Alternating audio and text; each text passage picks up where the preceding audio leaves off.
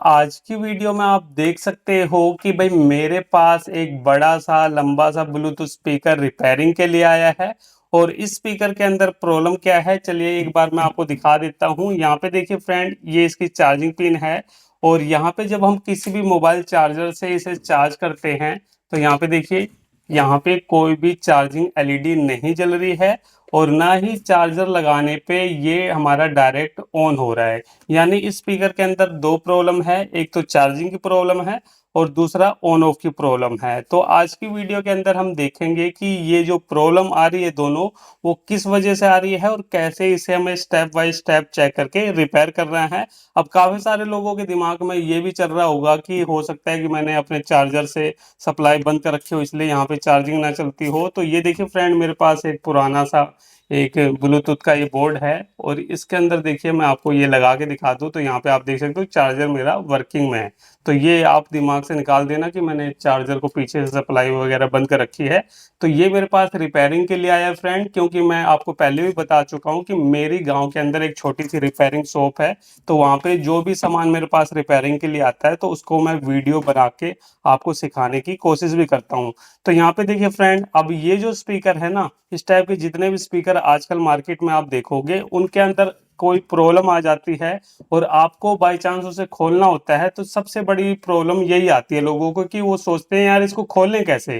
क्योंकि देखिए, इसको अगर हम सामने से देखते हैं तो सामने की तरफ भी कोई पेच नहीं दिखाई दे रहे, इस साइड में देखते हैं तो यहाँ भी कोई पेज नहीं है, पीछे तरफ देखते हैं तो यहाँ पे भी कोई पेज नहीं है और इस साइड में देखते हैं तो यहाँ पे भी कोई पेज नहीं है। तो काफी सारे लोग क्या करते हैं, यहाँ पे जाने अनजाने में गलत तरीके से इसे खोल देते हैं, जिसकी वजह से इसके जो लॉक वगैरह हैं वो ब्रेक हो जाता है। तो यहाँ पे मैं आज आपको सही तरीका भी बताऊंगा कि कैसे आपको किसी भी स्पीकर के अंदर ये पहचानना कि पेज कहाँ पे लगा हुआ है और कैसे उसे खोलना है, ताकि आप अच्छे से उसे खोल के दोबारा से रिपेयर करके अच्छे तरीके से पैक भी कर पाओ। तो यहाँ पे देखिए फ्रेंड, जितने भी इस टाइप के स्पीकर आते हैं ना, लंबे साइज के या छोटे साइज के, अगर आपको पेज ना दिखाई दे तो सबसे पहले देखिए, अगर आपके किसी भी स्पीकर के अंदर स्टिकर वगैरह लगा हो तो उसके अंदर पेज हमारे छुपे होते हैं। तो आपको स्टिकर के अंदर ऊपर से ही पता लगा सकते हो, उसके ऊपर मैंने वीडियो बना रखी है, आप जाके मेरे चैनल पे देख लेना।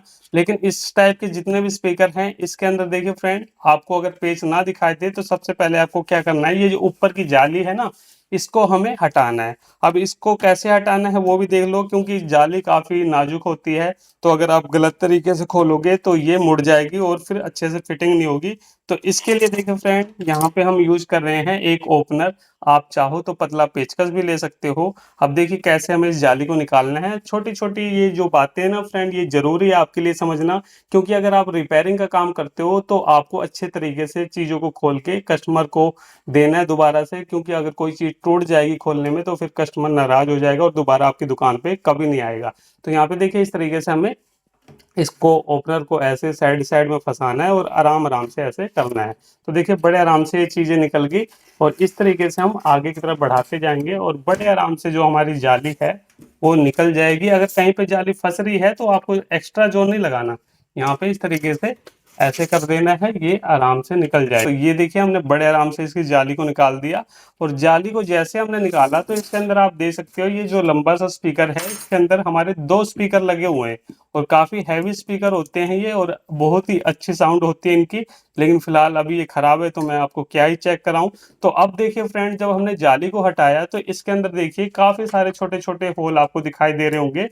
तो ये जो होल है ना, इसी के अंदर हमारे पेज लगे हुए हैं। क्या करता हूँ फ्रेंड, एक बार सभी पेज को खोल लेता हूँ। ये देखिए फ्रेंड, यहाँ पे मैंने इसके सभी पेज को खोल लिया है और इसको हम एक बार ऐसे पलट लेते हैं।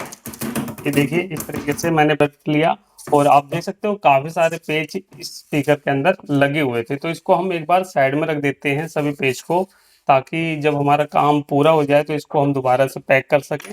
अब यहाँ पे इतना काम हो गया हमारा। अब हमें क्या करना है, इसको देखिए इस तरीके से पलटना है। और जब हम इस स्पीकर को पलटते हैं ना, तो यहाँ पे देखिए आपको यहाँ पे स्पेस दिखाई दे रहा होगा, ये आपको स्पेस चारों साइड में दिखाई दे रहा है। तो यहाँ पे हमें क्या करना है, फिर से ओपनर का यूज करना है और इसे देखिए यहाँ पे फंसाना है, इस तरीके से हमें फंसाना है और इसको ऊपर की तरफ उठाना है। ये देखिए हमने फंसा के इसे ऊपर की तरफ उठाया तो बड़े आराम से ये चीजें हमारी अलग हो गई हैं। यहाँ पे इस तरीके से आपको खोल लेना है, हमें जोर लगाना है। तो ये देखिए फ्रेंड, यहाँ पे मैंने इस कैनल को खोल लिया है। देखिए फ्रेंड, इसके अंदर दो छोटे छोटे बहुत ही पावरफुल स्पीकर लगे हुए हैं जिनकी साउंड बहुत ही जबरदस्त है। और उसके बाद देखिए यहाँ पे हमारा इसका ये मेन सर्किट लगा हुआ है और इसके अंदर देखिए एक हमारी लिथियम आयन बैटरी लगी हुई है।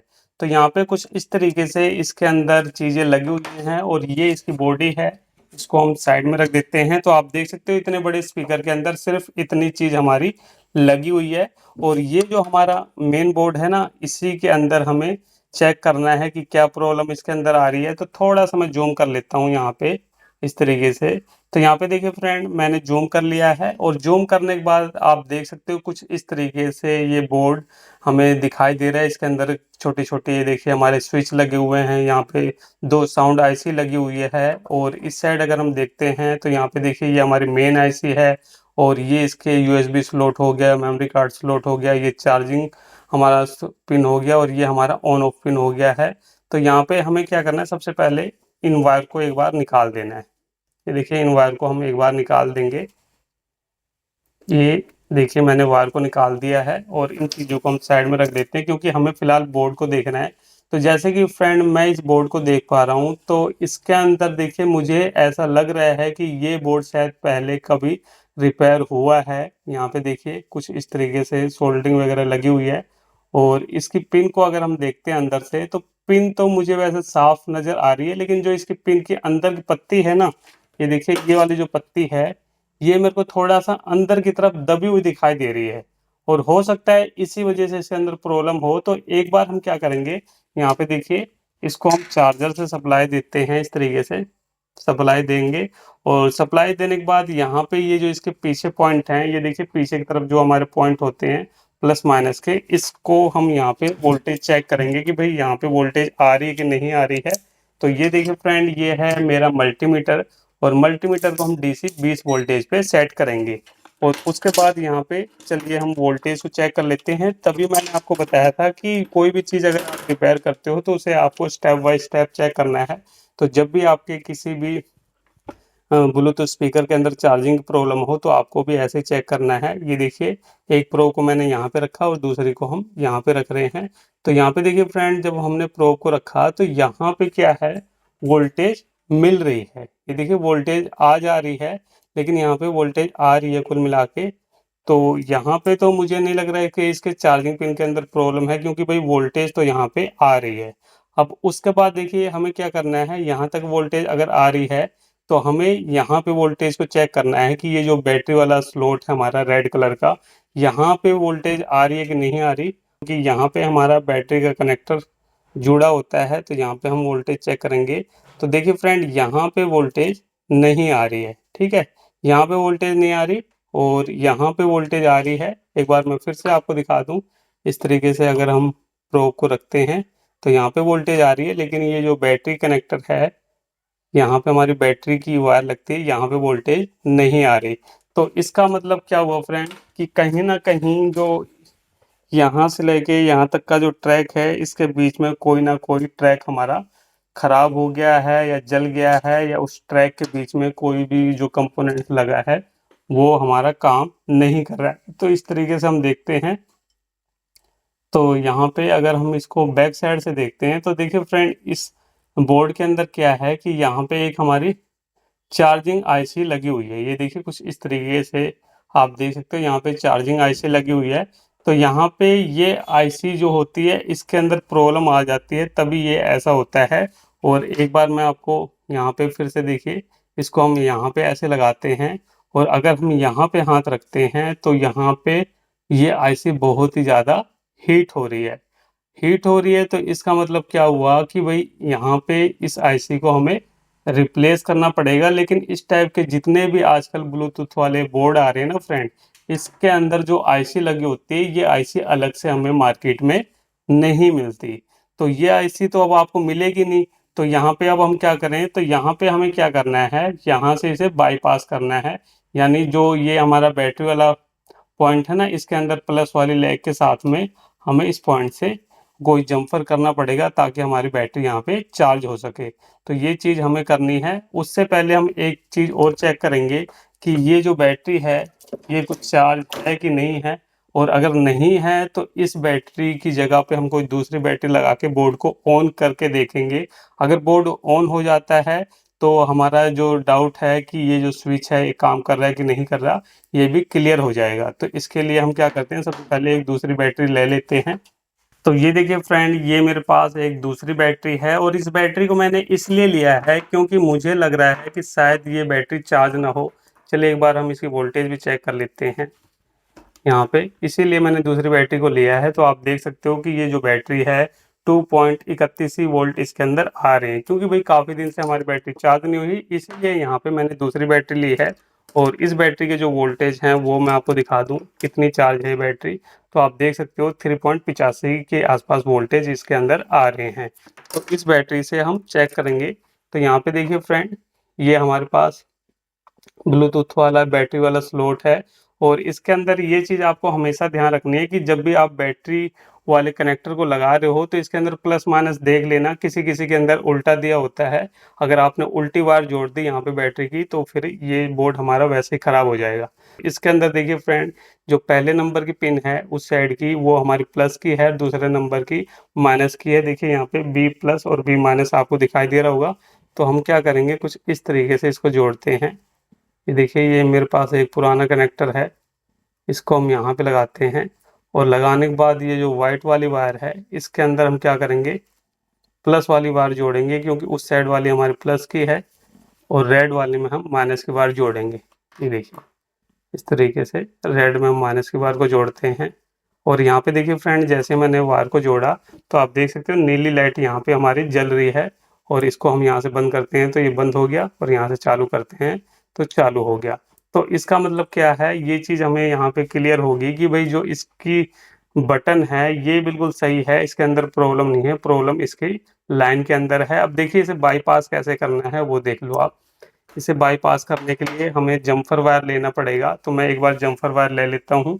तो ये देखिए फ्रेंड, कुछ इस तरीके की जम्फर वायर होती है और ये वायर आपको किसी भी मोबाइल रिपेयरिंग शॉप पे बड़े आराम से मिल जाएगी। इस वायर का यूज हम इसलिए करते हैं क्योंकि ये काफ़ी पतली वायर होती है और जगह बहुत कम लेती है। तो यहाँ पे देखिए इसका हमें यूज करना है। अब ये जो बोर्ड है ना, इसके अंदर देखिए सबसे पहले हमें ये देखना कि प्लस कौन से पिन पे आती है हमारी। तो यहाँ पे देखिए ये हमारा चार्जिंग पिन है, और चार्जिंग पिन के अंदर ये जो पहली वाली लैग होती है ना, इसके अंदर प्लस सप्लाई आती है, और जो लास्ट वाली पिन होती है 5 नंबर की, उसके अंदर हमारी माइनस सप्लाई आती है। इसके अंदर क्या है, आपको 3 ही पिन दिखाई दे रही होगी, 2 पिन फिलहाल है नहीं इसके अंदर, वो या तो टूट गई है या उसका पॉइंट यहाँ से उखड़ गया है। तो ये जो पहली पिन है ये हमारी प्लस की है, और ये जो लास्ट वाली पिन है ये माइनस की है। तो जो माइनस होता है ना फ्रेंड, वो माइनस यहीं से पूरी बॉडी के अंदर फैल जाता है। अगर आप इसके साथ में, इसके साथ में, इसके साथ में देखोगे तो सभी के अंदर आपको माइनस शो कर जाएगा। लेकिन जो प्लस वाली सप्लाई होती है वो हमारी आईसी शो के यहाँ तक गई हुई है इसके अंदर, जो कि कहीं से खराबी की वजह से प्रॉब्लम बन रही है। तो यहाँ पे हम क्या करेंगे, ये जो आईसी है ना इसको हम एक बार निकालेंगे नहीं, यहाँ से हम देखते हैं सबसे पहले कि ये पॉइंट हमारा गया कहाँ से, ट्रैक कहाँ गया है। तो जैसे कि ये जो हमारी प्लस वाला लेग है, यहाँ से देखिए एक होल है, और ये होल हमारा यहाँ पे इस आईसी के पास में गया हुआ है। ये देखिए यहाँ पे ये वाला जो होल है, इसको छोड़ के ये वाला जो होल है यहाँ पे गया हुआ है।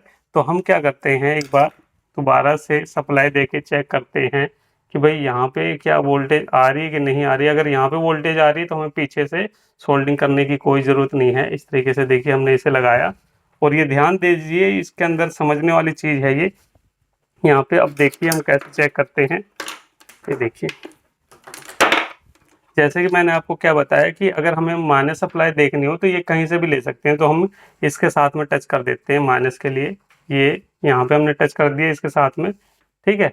और प्लस के लिए हम इस होल के अंदर देख रहे थे, ये जो आईसी के यहाँ पे होल आ रहा है, यहाँ पे अगर हम देखते हैं तो यहाँ पे वोल्टेज आ रही है। इसका मतलब भाई यहाँ तक वोल्टेज आ रही है।